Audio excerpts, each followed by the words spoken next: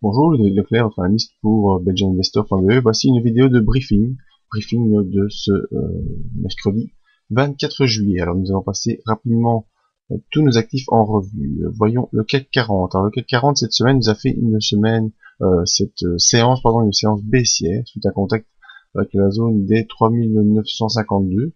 Eh bien, petite baisse réactive. Vous voyez que tout de même on est sur une grosse impulsion haussière, impulsion qui a dépassé le dernier plus haut par ce gros Maribozu haussier, donc qui est un gros signal d'impulsion positive qui date de vendredi dernier. Donc on est au-dessus de cette oblique qui est toujours pour l'instant de soutien, et donc l'objectif de rejoindre les 4000 points n'est pas exclu, et on a en tout cas ici une zone de support très importante vers 3871. Donc on pourrait bel et bien poursuivre peut-être sur cette fin de semaine ou début de la semaine prochaine pour rejoindre l'objectif des 4000 points que j'ai fixé lors du briefing de lundi. Sur le S&P 500, eh bien, on va également dépasser les sommets, qui étaient placés vers 1686, et on a une projection qui nous donne comme objectif les 1728 points.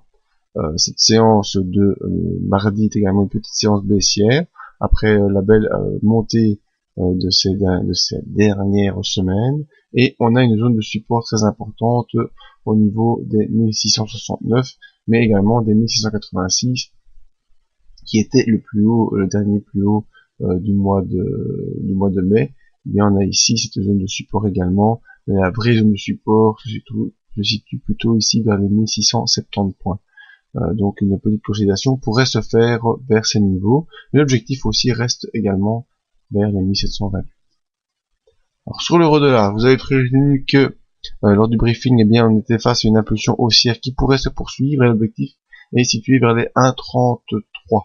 Bien, les 1,33 sont en passe d'être rejoints, il me semble. On est déjà ici vers 1,32-38 en plus haut, et on pourrait, vous voyez, suite à l'écartement des bandes de Bollinger, sur les retracements de Fibonacci, on est repassé au-dessus des 50%. Donc ce sont des bons signaux. On a également les moyennes mobiles qui reviennent à la hausse. Donc on va normalement pouvoir assez facilement rejoindre les 1,33 avant de peut-être poursuivre vers les nouveaux sommets, c'est-à-dire au-delà des 1,3396 qui était le dernier sommet qui date du mois de juin.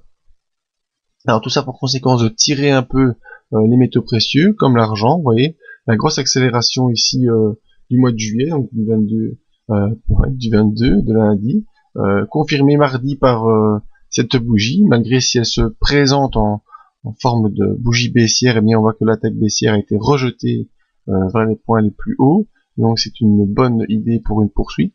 L'objectif est de rejoindre les 21 $ dans le court terme, qui est matérialisé par la M50.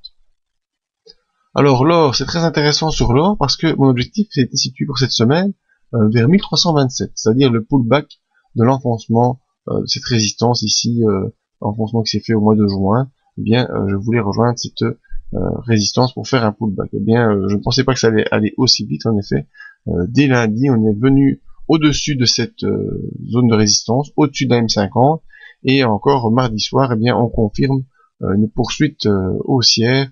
Et donc, je pense que pour la fin de semaine, on devrait rejoindre cette ligne turquoise, peut-être ce mercredi ou jeudi, aux alentours des 1360 $. Donc l'or qui semble devoir poursuivre une hausse en direction de la médiane de Andrews long terme vers les 1360 $. Donc voilà, c'était ce petit briefing rapide. À la place de vous faire tout un petit texte, eh bien je vais essayer de temps à autre de vous présenter cette petite vidéo. Vous pouvez toujours venir nous rejoindre sur le site pour voir les vidéos qui seront mises à jour dès ce week-end.